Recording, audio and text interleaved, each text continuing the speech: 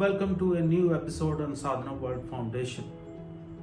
As you know, we care about crafting young lives. We present stories from history and folk tales so that you could use that content to converse with young people around you about moral values and the importance of moral values in leading one's life and help them be better human beings and strengthen their moral compass. In one of our recent episodes, we spoke about being good versus being nice. Today, we are going to pick up one topic from recent history, from sports, to elucidate the point of being good. You'll be amazed how this sportsman was so honest, so brave, so courageous to stand on moral grounds, and he is celebrated as one of the best sportsmen forever. For the sportsmanship, for the spirit that he showed as a human being. It was 2nd of December 2012, a cross-country running race happening in Spain. There are people from different nationalities who were competing. It's a prestigious event like any other global international event is. In that race, the person who was leading was from Kenya, gentleman called Abel Mutai. He was clearly the number one. He was, of course, a famous athlete because he had already won the bronze medal in the London Olympic. So he was undisputed leader on that race. At the second position was a young runner from Spain who was looking for international fame and was running at the second position in that race. He suddenly saw that almost near the finish line, while Abel Mutai is quite ahead of him, but suddenly stopped, got confused with the signs there, and he thought that he has completed the race. While the spectators were shouting, saying that, hey, keep running, and this gentleman at the number 2 position also egged him on, saying that, hey, keep running. Very surprising that a competitor is telling the other person that, hey, you have not finished, there are a few meters. So he was about 10 meters before the finish line. And this Spanish athlete that I am talking about, gentleman called Fernandez, I think today is well known for the act that he did, for the action he took there. He shouted, he kept telling him that, hey, keep running, you haven't reached the target. But this gentleman from Kenya won't understand what the spectators and another competitor is telling him. So Fernandez, as he came closer to Abel Mutai, he could have easily crossed him and become number 1. But he pushed him to cross the finish line, and he stayed at number 2 while Abel Mutai became number 1. The race was over. The people from Spain, of course, were a little disappointed that why this gentleman didn't take the first position, could have taken the first position. The event was over. He was asked, why did you do this? You sacrificed the number 1 position for your competition. It's a competitive event, it's a sporting event. Why would you let somebody else stay at number 1 while he was actually weak? He did not follow the rule of the game. What would you have done?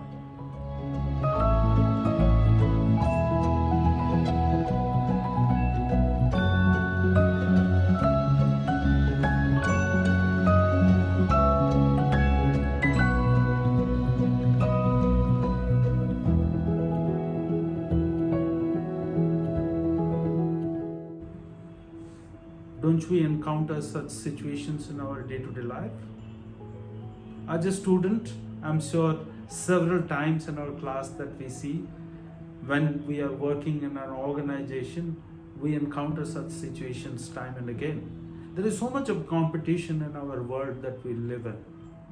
But do we let someone else who's just pretty close to us in terms of position, in terms of the competition, win because that person deserved to win, what would you have done?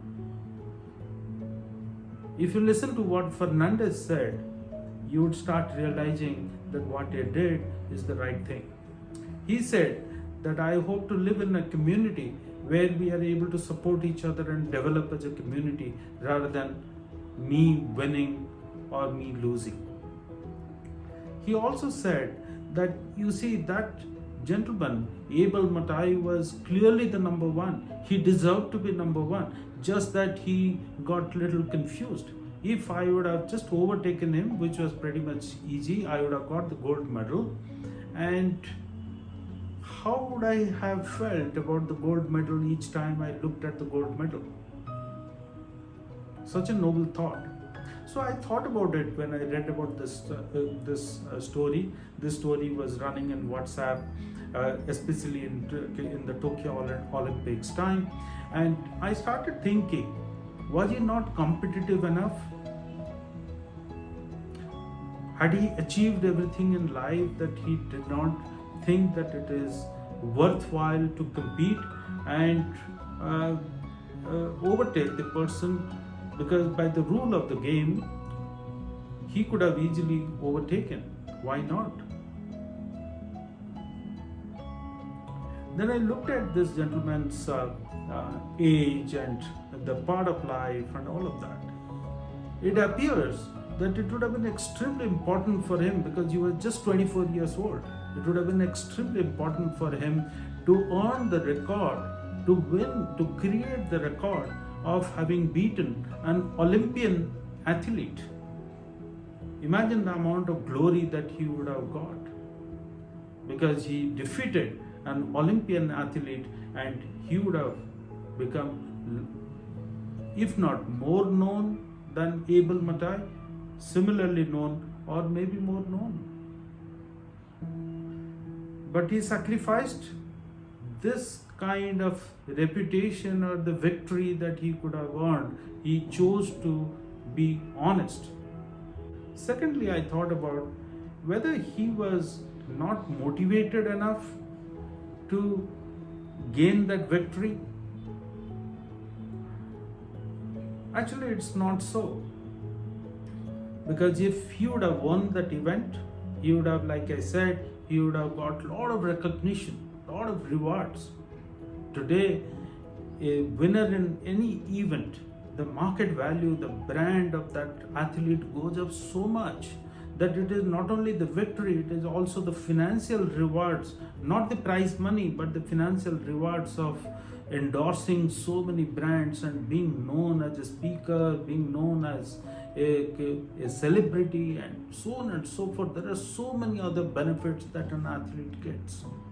So why would a 24-year-old, very hard-working athlete who was practicing extra time every day to win those cross-country races, won't do this?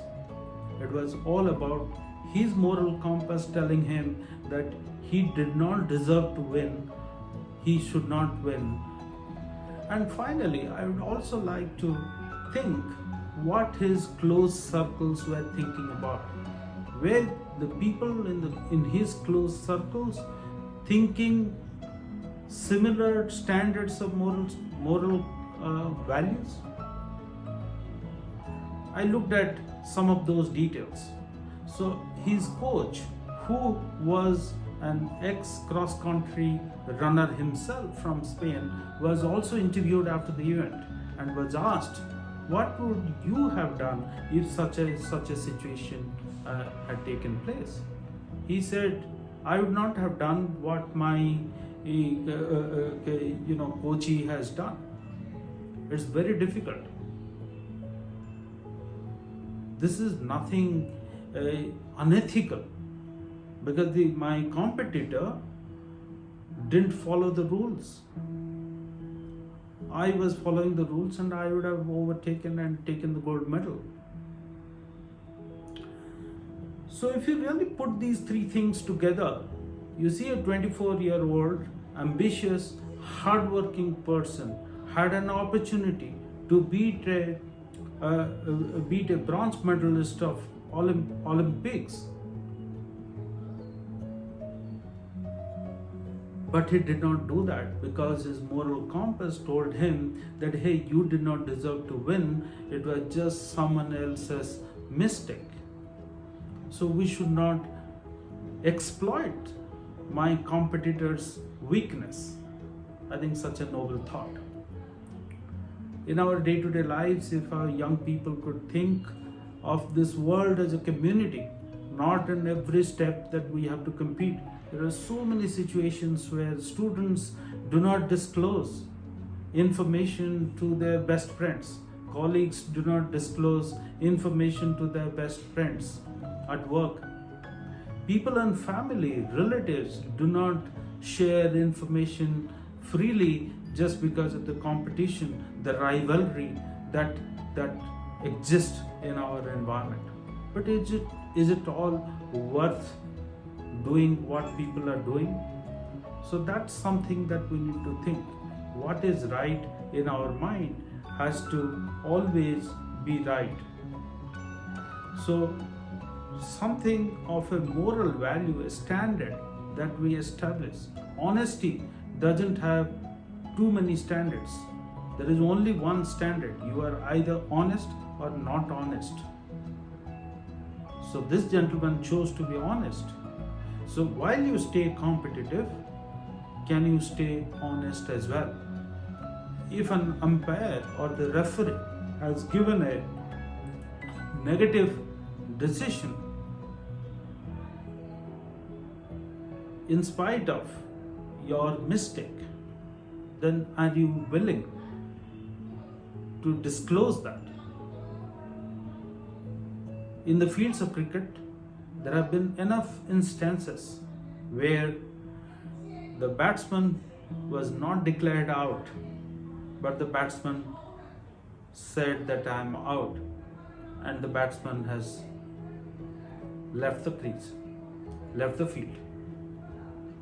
These are standards which live forever, which keep this world a good place to live in, a welcoming place to live in, a fair place to live in. And that's what keeps the legacy going. I hope all of you enjoyed this episode today and use this content in your conversations with young people and help them improve their or strengthen their moral compass. See you in the future episodes. Thank you very much.